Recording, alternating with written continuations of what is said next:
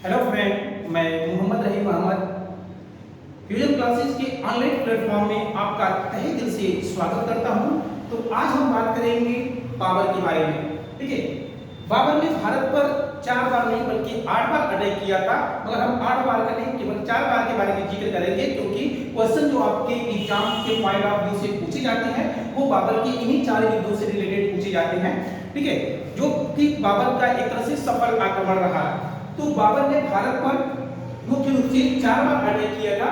ठीक है, पहला अटैक बाबर का 26 में, दूसरा 27 में, तीसरा 28 में, चौथा 29 में और 30 में हो जाता है बाबर का डेथ। तो इसको ट्रिक के माध्यम से किस तरह से हम समझते हैं, आइए देखते हैं। तो बाबर ने 26 को पानी पिया, 27 को खाना खाया, 28 को जल दिया, 29 को घर गया और 30 को मर गया।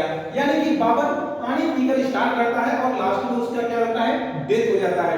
ठीक है, तो इसमें इस ट्रिक में क्या छिपा है, इसका मतलब यह है कि बाबर ने 1526 में पानीपत का युद्ध लड़ा था। यानी 1526 में बाबर ने पानीपत के युद्ध में इब्राहिम लोदी को पराजित किया, जो लोदी वंश का शासक था।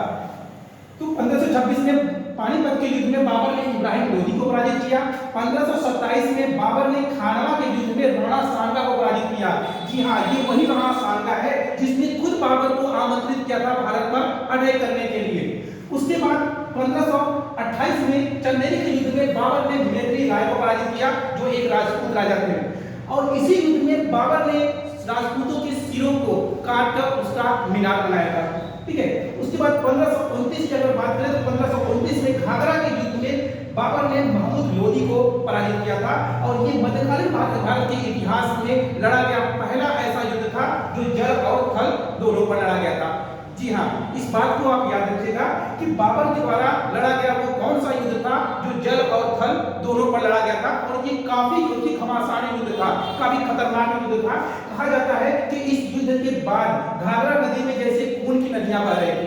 ठीक है, उसके बाद 1530 में बाबर का क्या हो जाता है, डेथ हो जाता है। तो बाबर की डेथ यानी बाबर का मृत्यु कहां पे होता है, तो आगरा के आरम बाग में।